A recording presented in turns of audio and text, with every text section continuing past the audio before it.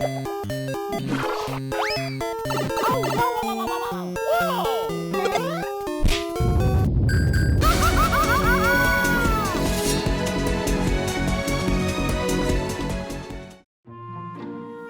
Nick, are you ready to capitalize on the new Fire Emblem game?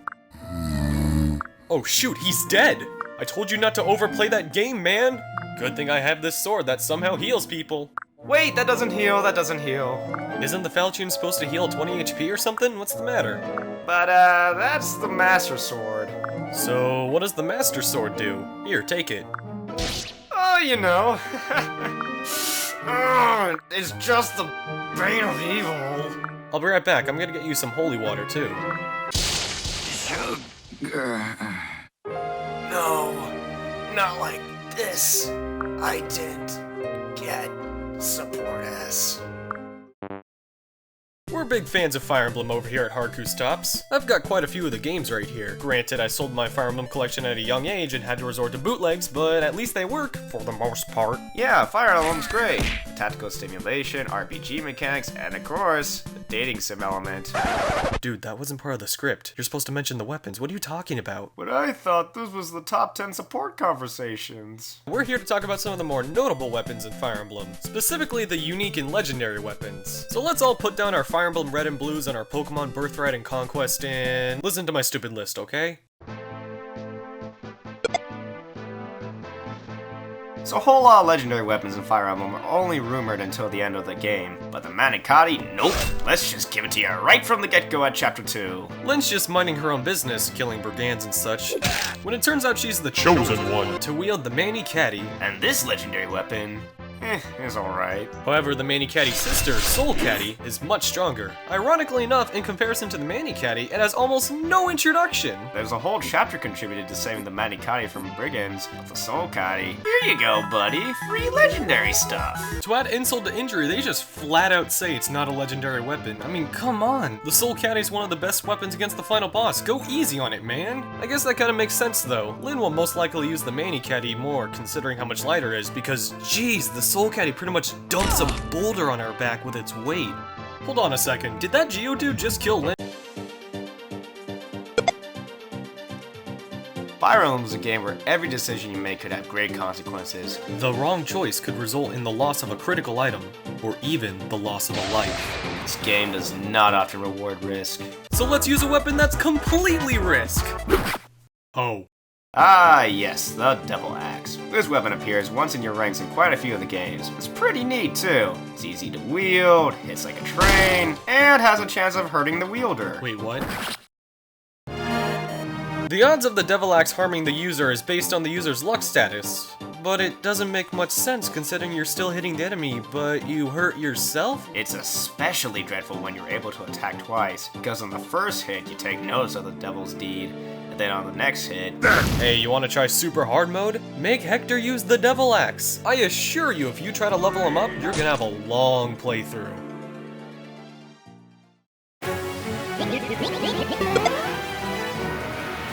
Hey there, buddy. Looks like you don't have enough cash for that new Ragnell. No fear, because we got the bootleg Ragnell right here. I mean the Alondite. Yep, this is another sister sword situation like the Katties, but this time they're wielded by different people. You know what makes the Alondite cool? This guy's got it. The Black Knight. No other reason but this. Yeah, but everything as awesome as that has to have some sort of fatal flaw. It's like in the books, man. The Alondite is unfortunately forged so that it can't slay anyone that's incapable of defending themselves. So basically, the Black Knight, or anyone who has the Alondite for that matter, will never, ever be a pirate. Such a sad fate.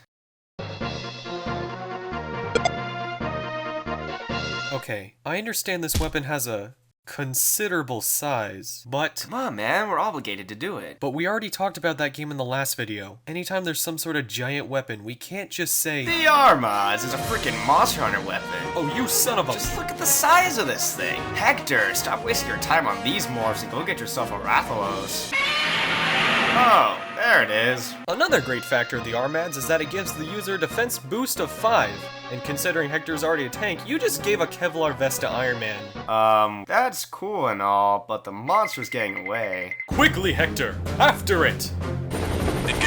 enemies. Yeah, this is the true reason why the Armads is on this list. It's a freaking helicopter! Now imagine that helicopter crashing to your enemies with no repercussions. Hold that thought, Nick. That thief is getting away with the Master Seal! Helicopter away! Wow. Get out here, Grandpa. We got Helicopter Hector to take care of things in the final chapter now.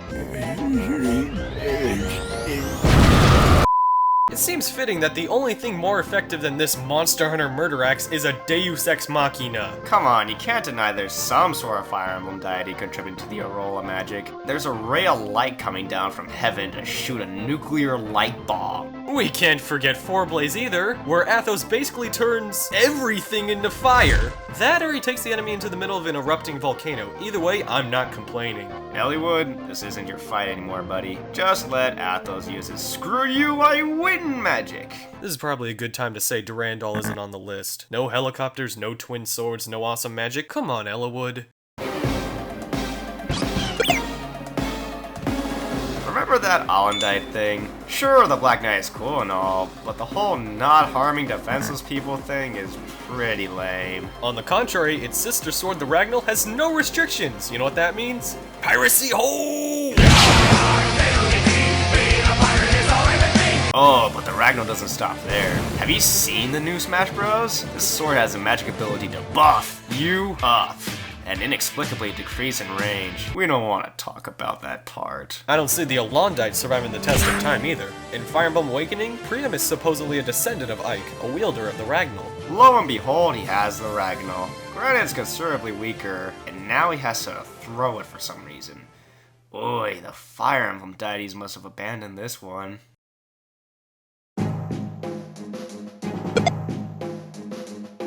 So I thought Athos' magic was cream of the crop. How do you go beyond the power of divine intervention? Space logic! Magic known as Starlight first sends a caster and the target into somewhere in space, and then it shoots an entire galaxy at your enemy. And it explodes. The entire solar system, Earth, Mars, Jupiter, there's some other ones in there, all exploding right in front of you. This is also the only magic. No, the only attack that is capable of harming Garneth, who is supposedly invincible. No, he ain't! Nobody is invincible when the entire universe explodes inside of you. The process of getting Starlight is also interesting to note. First, you gotta get this orb thingamajig in this chest, then you gotta get this orb thingamajig from this guy, then Marth has to take them both to this village and this level to forge this thingamajig, I mean Starlight. 3 simple steps to harness the power of space logic! Yeah, Phase is a fairly new game, so we don't know a whole lot about the Yato, but it has 2 factors that already puts it so high on this list. First of all, it has an interesting plot thread where the sword itself chooses Corrin. This is something I've never seen before. Yeah, that's right, we've never seen this before. This has already been done in a Fire Emblem game with the Mani Katti choosing Lyn. There's an entire web page dedicated to weapons with this kind of archetype. This is such an amazing cliche that I am shocked that they're still doing it. Now, what's the other factor of the sword? This sword is a murder chainsaw weapon! You know what? This sword just redeemed all its cliches. You know, I don't even care anymore. You know, we don't even need to make video games anymore. I'm done.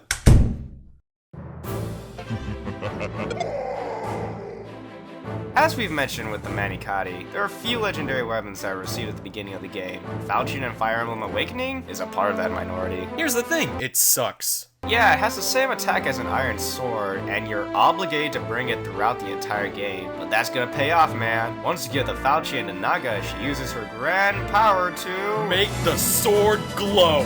No, she awakens the true power of the Falchion. That way Chrom can defeat Grima and it glows! And you could drink it! Yes, we know it. Wait, drink it. The Exalted Falchion not only hits like a truck, but it's capable of healing Chrom. Considering characters drink elixirs to heal themselves, I assume you have to drink the sword too. Faulty logic aside, it is interesting how the Exalted Falchion is capable of healing. That's like if a gun fired both bullets and syringes. Oh wait, killing floor. It's like if a bandage was armed with a machete. Man, what could be better than the Falchion?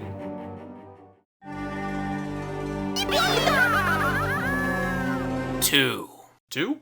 What? 2 Falchions. No, that's not a thing. I don't see Marty or Lucy dual-wielding anything, man. Well, you have to use the most evil and forbidden dark magic in all of Fire Emblem.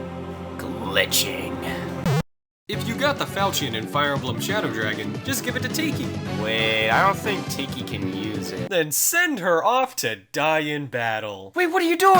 The Falchion will be sent to your convoy. With Tiki dead and Marth not actively holding the Falchion, the game will think you never received it in the first place and will send you on a side quest to get the Falchion. Hence, you got yourself 2 Falchions.